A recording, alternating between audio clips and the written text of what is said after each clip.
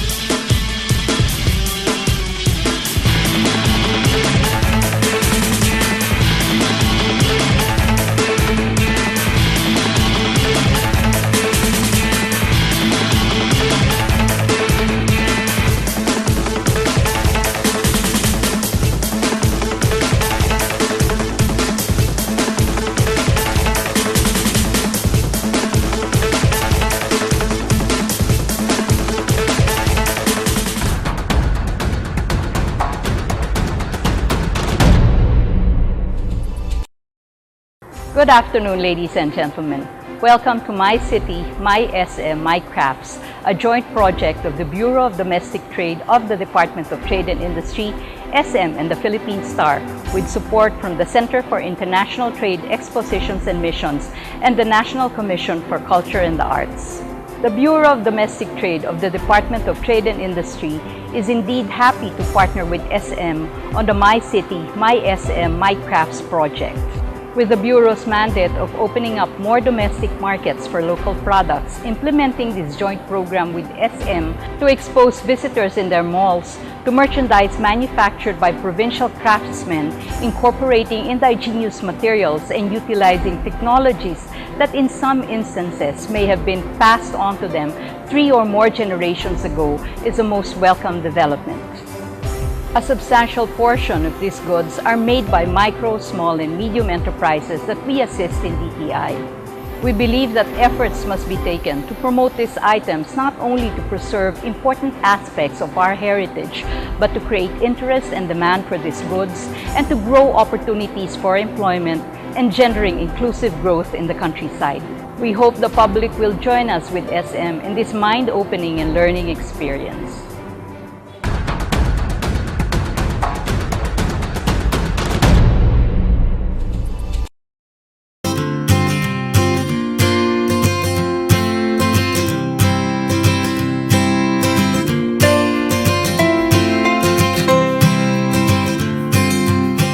Good afternoon.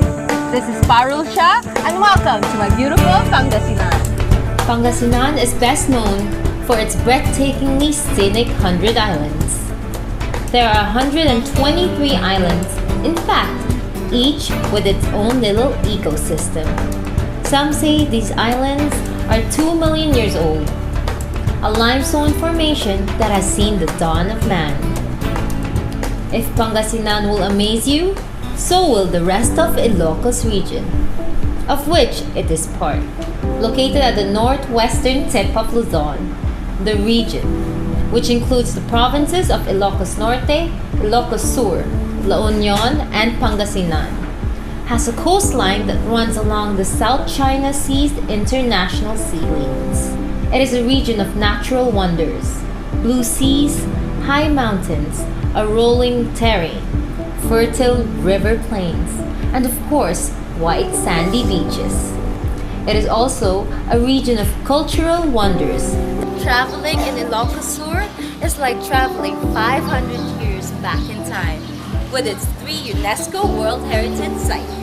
And in every town you'll find the ancient churches, even older than the missions of California.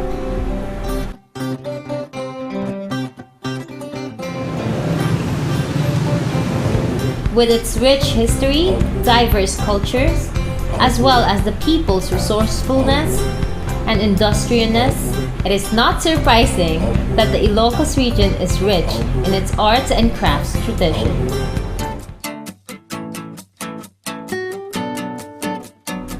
These are crafts handed down by skillful generations of Ilocanos known for their expertise in weaving, wood carving, and pottery, as well as modern artisans who create innovative products for the local and global market.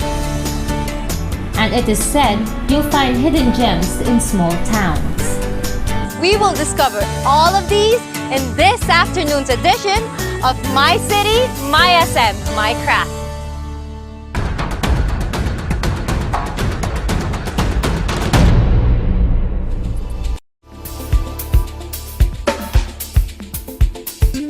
A joint project of SM, the Philippine Star, DTI's Bureau of Domestic and Trade, with the support from NCCA and CITA. My City, My SM, My Craft celebrates the creativity and innovative spirit of Filipino artisans who fashion crafts from indigenous materials. It also highlights many livelihood programs that make it possible to promote these crafts in the national and international markets.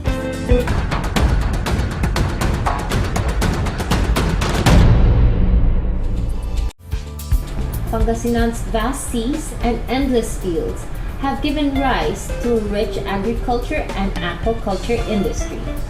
Agriculture is the backbone of its economy, producing enormous amounts of rice, vegetables, fruits, legumes, and corn. In recent times, Pangasinense have been transforming farming byproducts into alternative livelihood enterprises.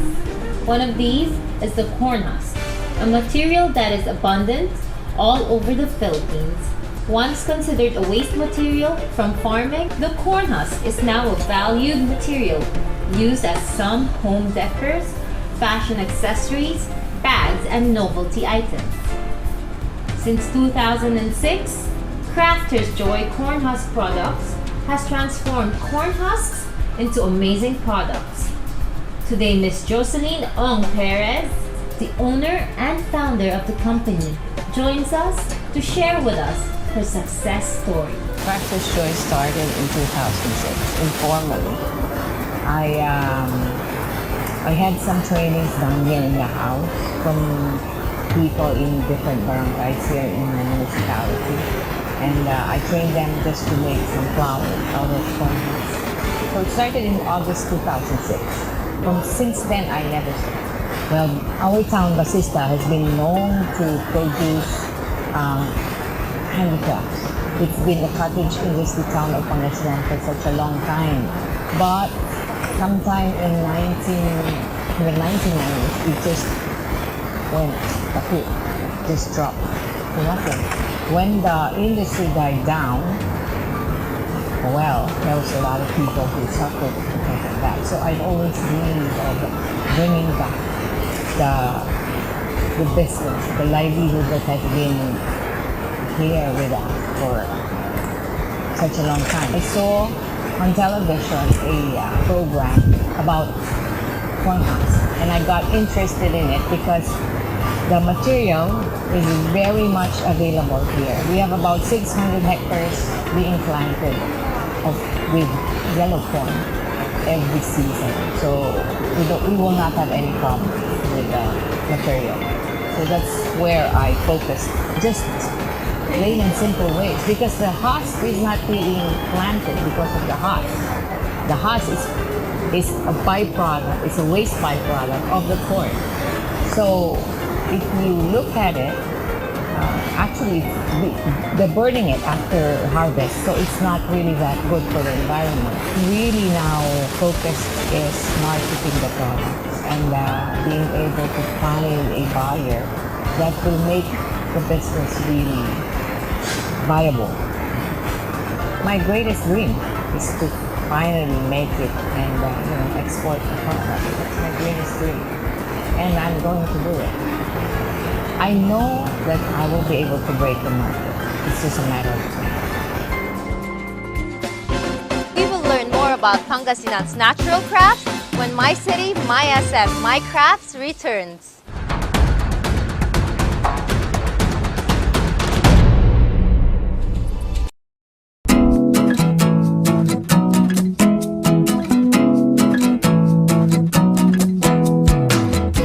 its resilience, abundant growth, and product versatility, bamboo is known as the material of the century. Pangasinan's bamboo has encouraged locals to make useful products out of these raw materials. And today, modern artisans have been configuring bamboo crafts to be more relevant in functionality and appearance. For the past 20 years, Doraby Industries has been innovating bamboo crafts to meet the trends of local and international markets. The name Doraby derived from my late father-in-law. Do came from Alfredo, and Re came from Reyes, and Vicente. So Doraby Industries. We started this business way back 1990. The original raw material is rattan, but since then, when the government curtailed the use of rattan, since rattan is just like the wood, nagdi-depreciate siya, kokonti na, so we shift to bamboo. Actually, bamboo just came here in Pangasinan, but unfortunately, others, they will just cut and cut without planting. We're trying to convince them that they have to produce by planting, otherwise, in the near future, mawawala na rin. So, we're trying to promote bamboo as a legacy of my father-in-law. Time to time, let's say if I'm driving and I have some concept in my mind, then when I get home, I'll try to sketch that, and then I'm going to ask my laborer or my men to do that.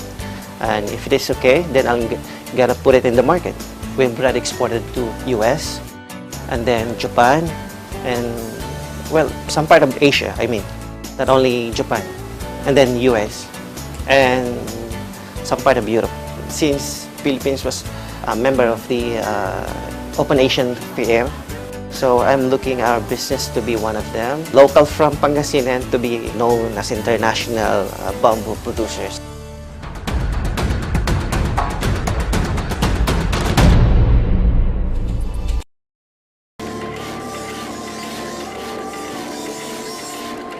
Pozo Rubio, a town here in Pangasinan, still practices a centuries-old trade, blacksmithing.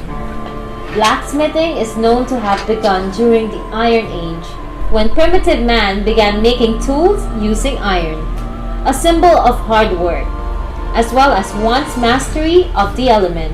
It is a trade handed down through generations in Pozo Rubio. Here, blacksmithing or sword making is alive and well. It is a means of livelihood and of keeping traditions alive. To give us more insight about blacksmithing, we have here today Mr. Filomeno de Guzman, the founder and manager of Neneng's Cutlery.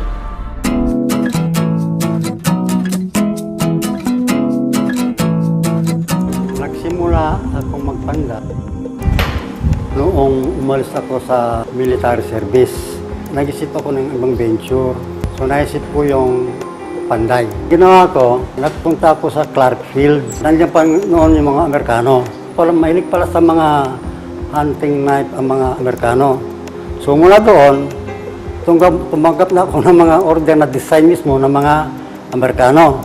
Mga gawang US na, tulad ng Randall, K-Bar. Ayan, so marami kong nalaman na uri ng dagger. So hanggang sa yung dagger na yon, pahaba ng pahaba, naging samurai, naging espada. Ito palang paggawa ng mga blades o dagger, maging mahaba man. It is an art. Doon ko natutunan, art pala yan, na pwede kang improve mo siya, gumawa ka ng sariling design mo, gumawa ka sariling borloloy mo, paano siya pagandahin. Ang pag-export pala, hindi basta-basta. Mabuti na lang nandiyan ang DTI. So, swerte ko noon, maraming seminar ang DTI, lalo sa how to export. So, hanggang sa nakilala na ang aking espada, dahil marami na akong dinideliveran sa US, sa Tennessee, New Zealand, Maine, Maryland, pati sa Bucks, England, pati sa Germany. Ang mga swords natin na ginagawa, tatlong klase, mga medieval swords. Pangalawa, yung mga historical swords, katulad ng Lord of the Rings. Sumunod doon, siyempre, nandiyan na yung Excalibur. And then, lumabas ang pelikulang Braveheart kay Mel Gibson. Doon, ang daming order sa akin. And then, lumabas ang Gladiator. Ayan, so, yung mga sikat na pelikula, nagre-reproduce kami. Ngayon ko lang napatunayan ng isang prinsipyo sa pagsisimula ng negosyo. Nung magsimula ako, wala sa isip ko yun. Pero ngayon, nakita ko, pag magnegosyo ka pala, magsimula sa katapusan, bago umpisan. Ibig sabihin, bago umpisa pa ka lang dito, alam mo na yung mangyayari dito. Mukhang yun ang nangyari sa akin. Para bang nasa tamang spot ako. And then, siyempre, skill. So, sa umpisa, maaaring kulang ka ng skill, but you can develop yung skill. So, yung skill mo, itatransfer mo ngayon, tuturo mo sila. So, from there, matutunan sila. And then, sila na rin magtuturo sa mga bago. Favorite part. Unang-una, parang, ano na yung hobby. Masaya ka rin eh. Kasama ang pamilya mo. Sa pamamagitan nito, napagtapos namin ang aming mga anak sa pag-aaral. Ang projection ko, magtatagal pa ito. Ang espada, hindi na mamatay yan. Bagay na ito na kasaysayan ng mundo. Ito lang sabi ko, ang paggawa ng blades, blade wares, it is an art. Pwede mong improve unlimited. We will learn more about Pangasinan's local artisans when My City, My SM, My Crafts returns.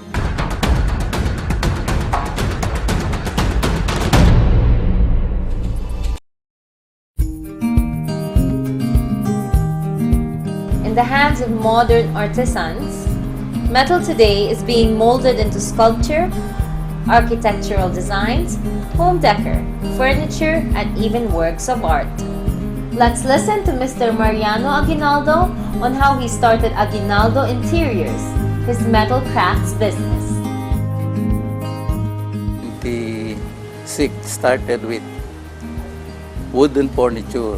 Nagkaroon din kami ng upholstery not until 1986. My first experience sa export was to join a trade fair sa Brussels, sa Belgium. When I came back from Europe, I learned that there are other fairs besides yung sa Belgium where I could also join.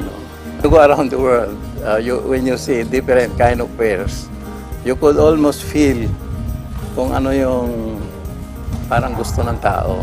So I've been through to all these selling fairs, order-taking fairs. It runs to about 10 years. I keep on developing new items. This one was very popular to me before. It was bought by Hobby Lobby of United States. It's a very developmental kind of work na pwedeng gawin ng kahit na sino sa community. Fine Arts graduate ako. And I want to use it to the fullest. First of all, yung design ko nga in metal because nakita ko na mayroong, kung may depth, like 3D for example, like itong bisikleta, kung ipipaint mo lang ganyan, parang konti ang appeal niya. Pero pagka nilagyan mo siya ng depth, parang lumalapit sa iyo yung bisikleta. And so with the painting. So yan ang reason why I went to metal. Because we could express more artistic quality. Kasi yung metal nga is a material that will last for a long time. Until I come up with something new. Like this one, hindi ba ang dami natin monoblock chairs which are being used to school. So we come up with a chair that is durable. It's not because I just want it, but I saw the practicability ng matibay na gamit. Actually, yun ang isang secret ng success, di ba? If you love your work, walang mahirap. You have to spend most of your time in imagination. Because before you go to one item, for example, come to conceptualize this. You have to draw, titignan mo yung drawing mo, Night, day, night, day.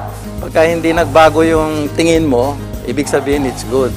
Pero pagka dinrawing mo ngayon, after 1 week, pangit na tingin mo, huwag mo nang ituloy kasi ikaw mismong gumawa, napapangitan na. Di lalo na yung iba. Try to criticize yourself. You try to criticize your work. That's my philosophy on product.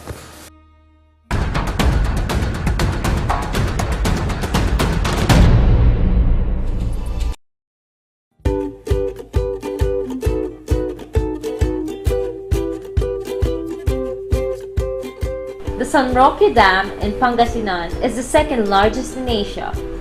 Built in 1998, San Roque Dam has a surface area of about 128 square kilometers extending to the north. It was during the dam's construction, the cooperatives like Dam Good Stuff Incorporated were organized to develop livelihood opportunities for the families affected by San Roque Dam multi-purpose project. Women of the cooperatives create fashion accessories using beads and threads, as well as elaborate knotting and crafting.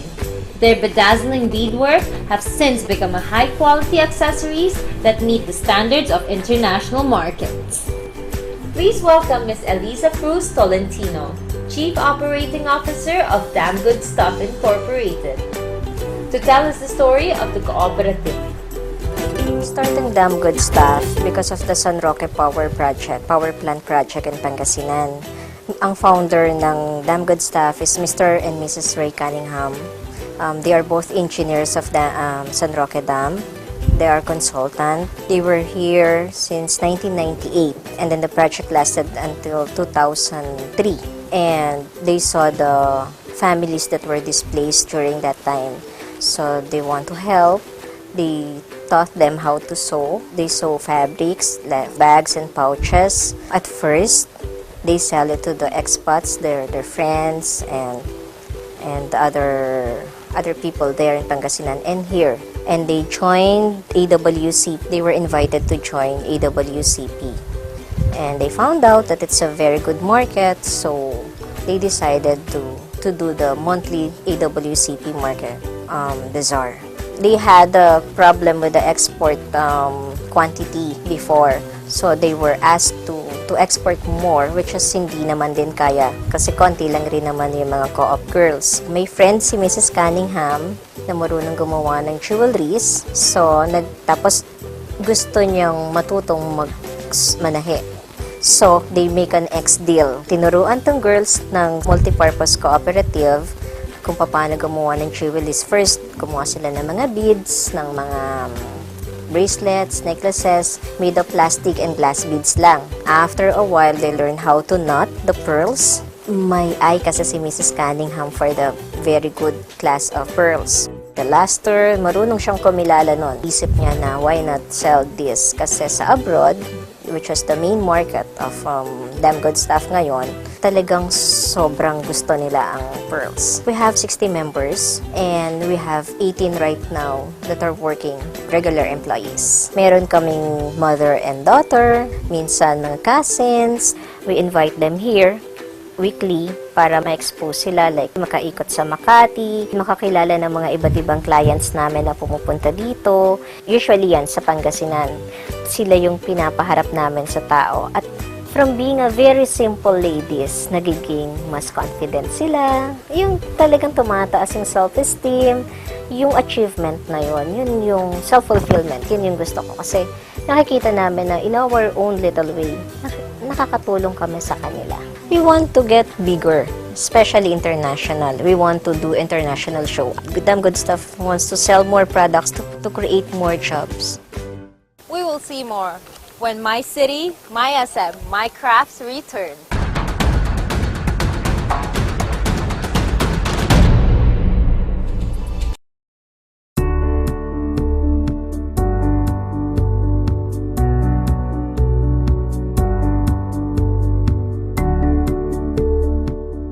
From its surfacing area in San Juan to the magnificent Agoo Basilica, La Union will amaze you with its natural and cultural highlights. It will also amaze you with the creativity and resourcefulness of its crafts. transforming ordinary materials into creative crafts. It is here that a family started using these indigenous materials like twigs, seeds, wild wines, and shells in making home decorations and fashion accessories like bags and hats. Northway Arts and Crafts produces masterpieces from ordinary materials. Let us welcome Mr. Felipe Garduque to give us insights on his innovative crafts. Ang aming business nag-umpisa noong 1998. Nung nasa Manila kami, walang nangyari sa amin. Wala kami naipon. Kaya nag-decide kami umuwi din sa province. Ang unang negosyo namin is pottery and bamboo crafts. Medyo humina ang pottery noon. Nung nawala na yung potteries, nag-decide kami na mag-isip ng negosyo. Naisipan ko ang handicrafts. Maraming mga tinatapon na mga bunga, mga twigs, ganon. Kaya naisipan ko na gagawin ko nga ito ng pagkikinabangan. Hanggat lumaki na lumaki, may nagsusupply na sa akin ng mga ganon, mga raw materials. Budanas, yung bangar, mahogany, at marami pa, basta yung exotic balls.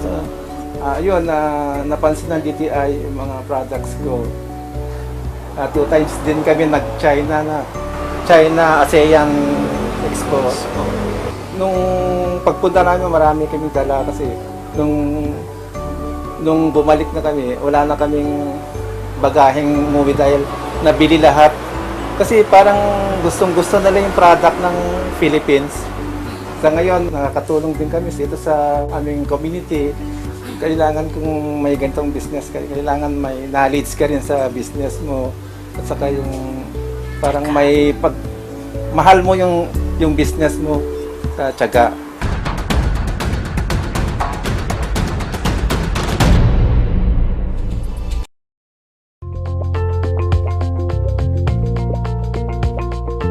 Crocheting today is considered a vintage craft, a hobby for the home.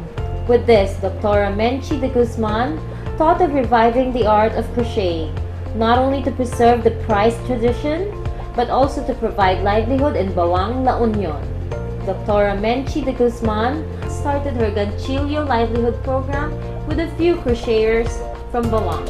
From home-based store locations, they promoted their exquisite products by joining trade fairs and other events. Today, Ganchillo House of Crochet products have gained popularity in the local and foreign markets. We have here Dr. Menchi de Guzman herself to share with us how she has made crochet cool again and a source of livelihood. Started out as a hobby. I had this old woman patient na nagbibenta sa akin ng crochet products. So I had to buy the products for her to buy medicines for her ailing husband. Actually, that started 15 years ago. What I did, I bought her products, and these products, in exchange, I give them as tokens to visitors sa mga balikbayans who come to visit our town. So I started to organize the Crochet Association of Bawang. So I was able to give livelihood to the women of Bawang. And then, the town progressed as a whole. For the past months, we've been joining regular trade fairs around the country. Things are actually coming our way with the Go Negosyo, with the different awards we are getting. I think that is the inspiration we're getting from it, to move forward and to improve our skills better. Ganchillo is an advocacy. It's an old-fashioned thing that we are trying to revive, at the same time organizing the women of Bawang, giving them a sustainable livelihood.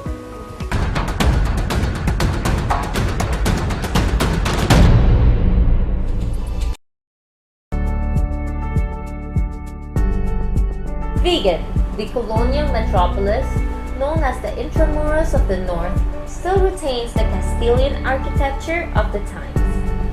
Lying along its narrow cobblestone streets are stately Spanish-type homes with huge, high-pitched roofs, large and rectangular living rooms, with life-size mirrors, old wooden furniture, and ornate piano sets.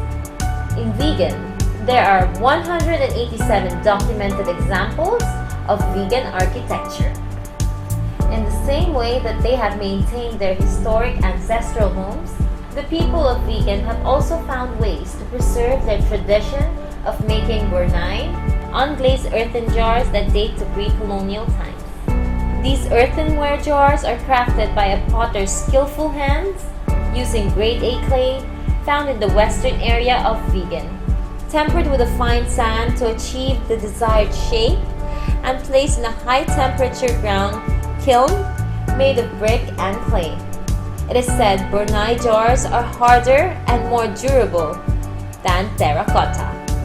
The art and technology of making burnais were brought to Vigan by Chinese artisans, and the industry prospered in 1890 when Pedro Go set up his jar factory in Rivero Street. Today, descent Fidel Go continues his family's burnai tradition through ruby pottery. For this, the National Commission of Culture and the Arts awarded him the Gawad Manlilikha ng Bayan National Folk Artist Award in 1990. It is our honor to have with us today Mr. Fidel Go, who will share with us his Brunei stories. Kaya ako'y natuto nito. Simula nung ako'y bata pa. Elementarya pa lang, hindi ko lang alam kung mga 10 taon o 12 anyos ako. Tuwing hapon, nandito lang ako sa loob ng kamali. Kikita ko ng father ko, nilalapitan ako, tinuturuan ako kung paano umubog ng isang ganito. Nung matuto ako, maganda nga, di maligaya na rin ako kasi sa lahat ng second generation na katulad ko, ako lang po ang natutong gumawa po ng jar, umubog ng jar. Mula pinakamaliit hanggang pinakamalaki, ito lang po ang shape na ginagawa po ng mga Chinese dati. Kaya tinawag kong traditional shape. Ginawa ko, gumawa po ko ng mga iba-ibang shape, iba-ibang dekorasyon, kaya napagpatuloy ko po ito. Isa rin po sa ako'y nanalo po nung may competition. 1989 yata may competition na pottery. Nung unang competition, provincial, ako nanalo noon. Second compete, regional, ako pa rin. Tapos yung pangatlo, national. Yan ligaya ko noon eh. Ako pa rin ang nanalo. May entry ako eh. 2 12 inches tall, saka isang 14 to 15 inches tall. Nung mapadaan po yung sa entry ko, yung isang mga judges, kinoktok, makining. Hindi ho, may tunog talaga. Gawa po ng bigan yan. Yan po yung bigan jar. Ito'y napatunayang galing sa clay. Ito mananalo. Nakatanggap po ako ng telegrama mula doon sa NCCA. Pinagpatuloy ko ng pinagpatuloy. May export na. Tulad po ng Belgium, Holland, Australia, at US. Dito ko po binuhay ang sarili kong pamilya eh. Kaya nagpursige po ako dito. Pagka gagawa po kayo ng mga business ng ganito, kailangan po ng lupa. Ang lupa po ordinary clay lang, pero hindi po basta-basta yun. Pati po tubig. Hindi rin pwede yung basta tubig tubig na lang. Hindi rin po pwede yun. Pagka nag-business tayo, kailangan po ng tatag. Hindi lang po yung dunong. Kailangan lang magpapagumbaba. Yun po ang maganda.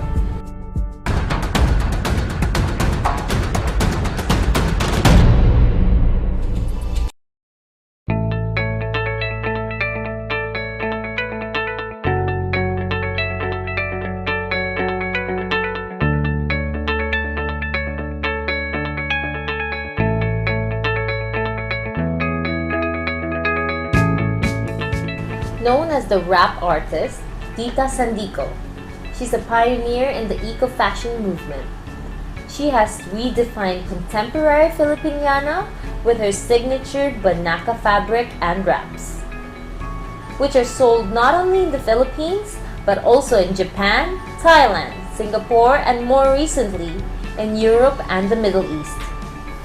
Much earlier, she started producing her line of clothing using Inabel, native hand-woven cotton fabrics from Ilocos Sur, which she gave a new spin. And we are pleased to have with us today Ms. Dita Sandico.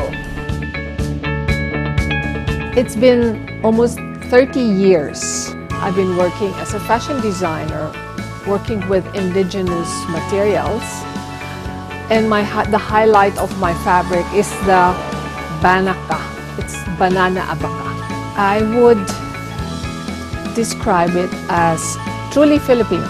It's a modern Filipino. I was looking around for fabric, for new materials to use. I realized the fashion industry is a very competitive industry. So I really had to create a niche for this. At that point, it was like I had to make or break, and then all these people around me were like telling me, oh, that's a difficult thing to do, you know, use all these local materials, you're gonna have to start from scratch, you'll have to, and then you have to move it up. So we really went through the nitty-gritty stuff, just the ups and downs. So, and although there was a lot of learning, and we were able to manage all that. With the challenges that we had to go through, the thing that I got from it was the strength to keep on moving, of love. And for me to understand that and to be able to keep on moving the way these people trying to keep doing the business, I mean, supplying me with these fabrics, it's just something to rely on, something to think about. This really gives me the strength. And this is what gives us satisfaction. But more than that, it's really how you can give yourself to others. It's more a service than just a fashion glam thing. So it's not just skin deep, but really get down to the core. People who would like to get into this, it will be difficult at the start, but once you've gone through all the works and learned the ropes and how to deal with this day-to-day process, you will be able to have your own self-fulfillment. And I think that's the most important lesson after all. It's really what's in your heart and what makes you happy. We will discover more of Ilocano innovations when My City, My SM, My Craft returns.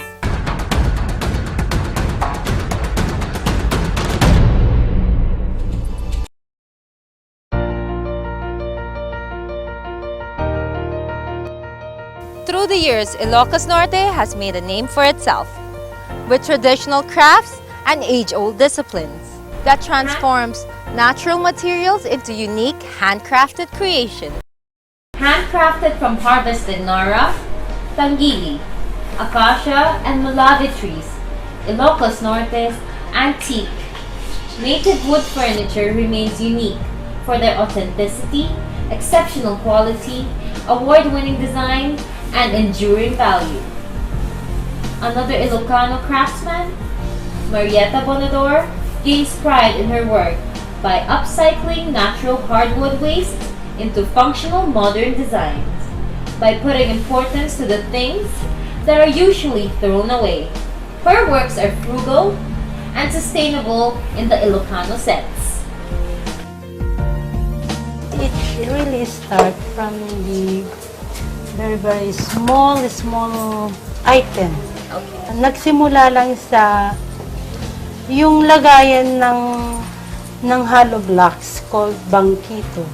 Yung mga wood niya is mango tree na nasasalvage from the bagyo. Tapos nagawa namin yun, nag-start kami doon hanggang sa dumami-dami. Natuto rin kaming nag-isip-isip ng kung ano-ano. Nagawa kami ng mga lamesa, mga upuan. Nag-start kami ng press. Pero nung nagka-problema sa press, doon may mga architect na pumupunta sa akin noon. Sinabi nila, i-try mo tong ganito, old. Sabi ko, oo. Ayun, trinay ko hanggang sa nakita ko yung diferensya ng old from press. Kasi pag sa press, lalo na nung maraming bagyo, nakukonsensya na rin. Kaya mas ginusto ko yung old. Kasi yung old, imbes na ginagawa nila sa mga dayo-dayo, ginagawa nila yung panggatong. Pero sabi ko, i-recycle natin to pera to. Yung mga na babahang mga bahay na hindi na nila pwedeng gawin, na wala silang materials na panggamit, machine, ako na bibiling ko para yung mapagbilhan ko, magamit mo sa pampatayo mo ng bahay. Nag-start siya noong 1990s. Yung mga kaibigan ko, sila yung tumulong sa akin. Hindi kinailangan mag-loan ako ng malaki. Basta yung trust nila kasi nakikita naman sa puso kung sinungaling ka o hindi. Siya yung gumagawa ng mga design. Ako rin, kasi nagtutulungan kami. Siya yung gumagawa ng mga contracts. Yung panganay. Yung sumusunod, siya yung dito sa shop. Yung lalaki, siya yung sa field. Maganda kasi itong business na to. Kasi yung gusto mong iserve, yung gusto mong ibigay sa tao, gusto mong gumawa, hindi mo magawa. Pero yung nagpapagawa, gusto niya. Mahalin mo lang ang trabahong to, maibigay mo sa customer mo. Parang satisfied na ako. We will learn more about the crown jewel of Ilocano crafts when My City, My SM, My Crafts returns.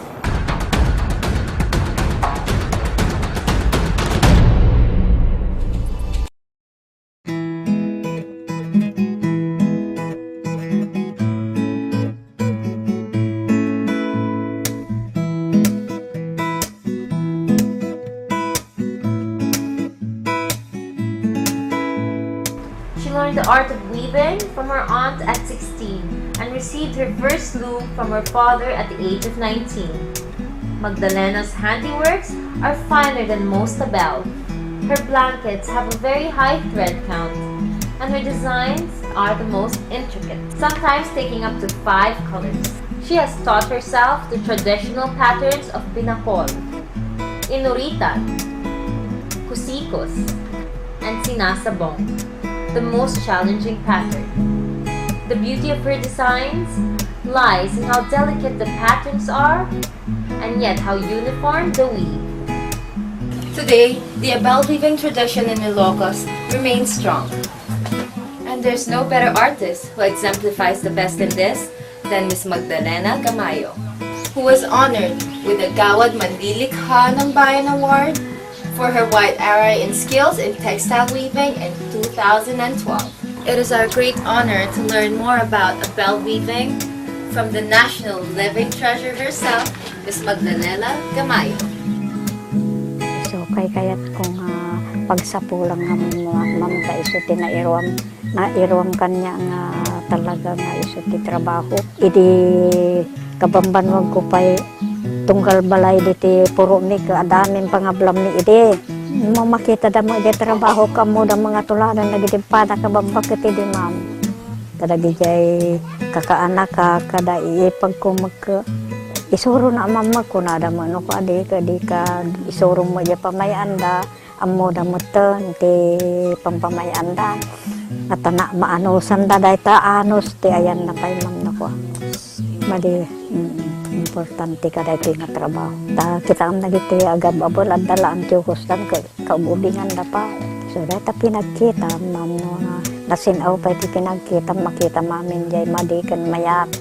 Yung nasya kita tangga. Naligam dahil ta nakayod dahil may isang matangam kasi na po Diyos. Murahin dya karagan ang tiyukos makita ka. Di pa naka sursurok ako.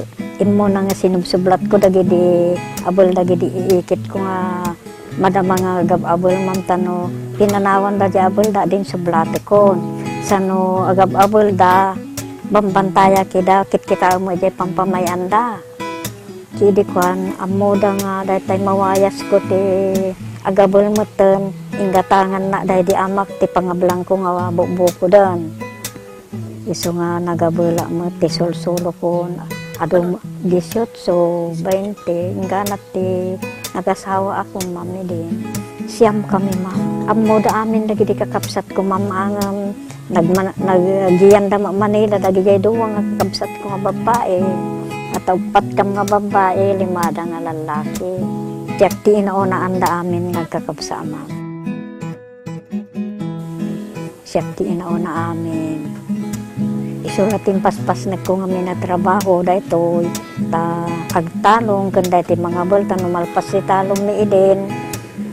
Agabula, mata, natadama, mailako, nga na yun, tag-serbi kada kami. Sapay ko, ma'am, dahil tangan, ibagbagat kada giti, agab-abel, nga ano, sanda, tauray, kadama, may tid na kada ay kuno dag order, isuray ja order, jarami din dang no awan order, ma'am, agarami dalat pati sarili mi nga daytay abol, adan tulat tamo, may gumata. Taado, ti umay, ma'am, taga Manila pa'y kan taga sa bali nga probinsya. At dapay Germany nga, may idi nga, nag-interview mo. Kadi jay idi mapangkuawatan ti dayjay Midilya. Adaman lagi jay trophy nga intenda din. Takapamilo na kano dayjay nga award ko din na kaya banda ta pinili. Day tatirabaw na, iso day titi kasla design na dayto. Iso tinubon nga sa abong nga kung kunami na dito. Taday ito nga ro tinultulad. Iso nga man-mano ti makamo. Kaday ito, tinubon nga sa abong. At tidugunay na dito yun kartiban, ma'am. Kartiban, kasto. Kastoy mo, ma'am, dayto. Tapos na paagsot sumo dayto, no, di kay dito nga kasya. Kasya. Pagpapadama dayto kadadakkel na. So nga dahi tati yamanag ka na po, Diyos ma'am, taday tati inted na daytay kasla saguday ko nga kuha na itao. Kung nagbakit, taman mano ti bakit nga kasla ti kasagasa na.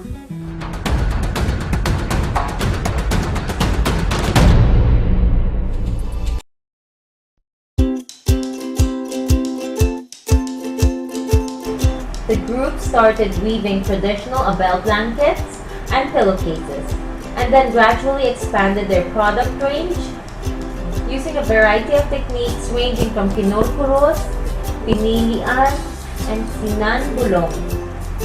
They now also make placemats, table napkins, runners, bags, dress materials, and all kinds of hand-woven items. And the cooperative continues to develop the loom weaving industry, which Ms. Cariaga considers a bridge to history and continuously enriching the Ilocano tradition. We are honored to have with us today the board chairman of Nagbakalan Loom Weavers Cooperative, Ms. Charito Cariaga. The Nagbakalan Loom Weavers was born in 1993 and I was volunteered by my husband. My husband was talking to a lot of the barangay council and he was asking them how we could help the women folks or the people in our barangay. And I asked some of the weavers who would like to weave. I will give everything that they need and buy everything that they make. And fortunately, that was the beginning. Hopefully, we will be the center of weaving in Ilocos Norte or even in Region 1. We are trying to encourage the younger people to do more weaving.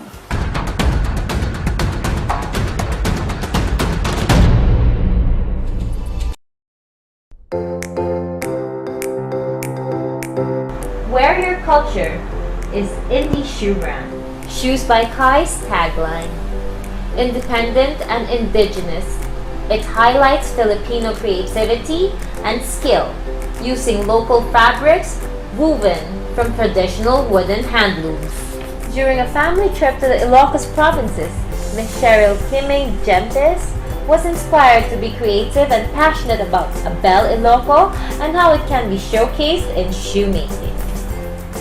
As a sociology student in UP Diliman, Ms. Kiming Gempes was an advocate of Filipino culture and identity. Through Shoes by Kai, she advocates culture in the souls of ordinary Filipinos in everyday life. Here, she shares with us some Abel Soul stories. Nag-start ang Shoes by Kai for 6 months na making shoes using kung ano yung ginagamit sa mga mall. Naisip ko, ano kayang pwede kong maging parang niche na hindi pa ginagamit or hindi pa masyadong kalat. One time, nag-travel kami to Ilocos. Part ng travel namin yung sa weaving, sa vegan. So sabi ko, parang same lang siya sa mga canvas na ginagamit sa mga sneakers or sa mga shoes. Bumili ako ng few meters. Ito yung first talaga na nagamit namin na material na Abel. And nagpagawa ako ng loafers. Tinest run namin. Binigay ko siya sa mga sister-in-law ko, ginamit ko. After a few months, okay naman. Nag-start na kami last year. Actually, start lang namin to join events and trade fairs. Last year lang talaga. Kasi initially, konti lang talaga yung production namin. Like, marami na yung 6 pairs. Pero since maganda yung response ng tao, whether trade fair yan na pang Filipino products lang or trade fair na kasama mo yung mga brands na imported, okay naman yung response. Ang inspiration ko talaga, number 1, is yung author, editor ng book na to. Siya yung nagsasabi sa akin yan lagi, creativity plus culture, na ginagamit ko pa sa mga events ko. Siya yung nag-push sa akin to try this into shoes. Siguro kami yung nag-integrate into modern designs, which is yun naman talaga yung vision ng brand, making designs that are wearable, making designs that are wearable for everyday. There was a time na yung Marikina shoe industry namatay talaga because of yung influx ng import in China. Yun. So cheap labor, cheap products, pero it doesn't equate to quality naman. So sa amin, iparealize sa tao na ang handmade, locally made, matibay, and could compete internationally. Shoes by Kai is a homegrown brand that promotes wearing your culture. Yun talaga yun.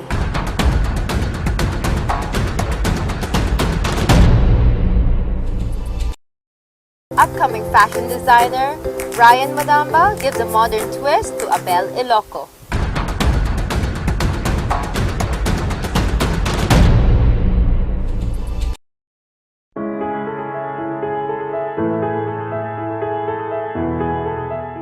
Starting out as a bridal designer, Madamba has since infused Abel Iloco fabrics in his designs as a way of paying back to his province. His designs draw attention with their elegance, simplicity, and craftsmanship of Abel Iloco. Ryan Madamba is here with us this afternoon to tell us why Abel is always in style. The business has been here in Manila for about 5 years. Basically, it started when I was helping out my sister in the province. I came from Ilocos Norte. And my sister used to design dresses, but I was always a better illustrator than her. So I would start illustrating her creations for her. And then that's sort of the reason why I started my love affair with anything fashion. I did one wedding for my cousin, and a lot of people picked up on it. I was first known in the wedding industry before I entered the fashion consciousness of people. I've done more than 150 weddings. One of my dresses was featured in was for Philippine Tatler, and it was an Abel Iloco dress, a white Abel Iloco dress for Mike Hoffman. Last year, Sofitel Manila gave me my very first own fashion show. I did all Abel Iloco for that. Launch of Antica Marina, Venezia in the Philippines, where I once again was able to present an entire collection using Abel Iloco. Whenever I think of our local products, I want it to go global. I really envision this to grow bigger. And it's also like paying homage to my Ilocano roots. That's why I'm doing it. And I really see the potential in it. I mean, I'm wearing shorts made of Abel Iloco. The potential for this is so big. I actually have suits made out of Abel that have been worn by many personalities here. And even Lea Salonga is a big fan of it. She's been wearing a lot of my skirts made of Abel. Abel Iloco was a dying industry that I wanted to put in the limelight again, and I wanted to revive. It really has to come from, within, that you love the material in order for you to come up with something that's really nice. I remember my first collection was the Noir collection. It was all blacks, grays. I think it's just more of making sure that people know what we could do with it, and how we could be forward with the material. I'm looking at an international market for my business. Especially, I want to take a bell with me. When I do that, I see the glamorous ladies of Hollywood using them. I'm looking at the business going international. One of the things that I have learned in the business is if you have a vision, it comes to reality. And if you know that you're doing the right thing, you're not stepping on toes of other people, and you have the good intention, people will actually notice that. It's a business that started with the vision to make sure that local talent go international.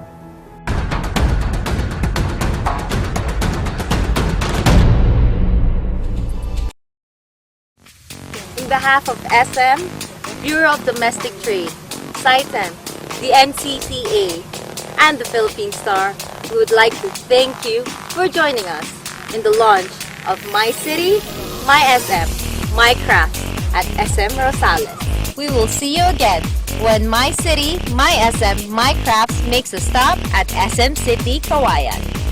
Thank you for celebrating the best of Philippine craftsmanship with us. We invite you to join us again when the My City, My SM, My Crafts makes its next stop at the SM Supermalls.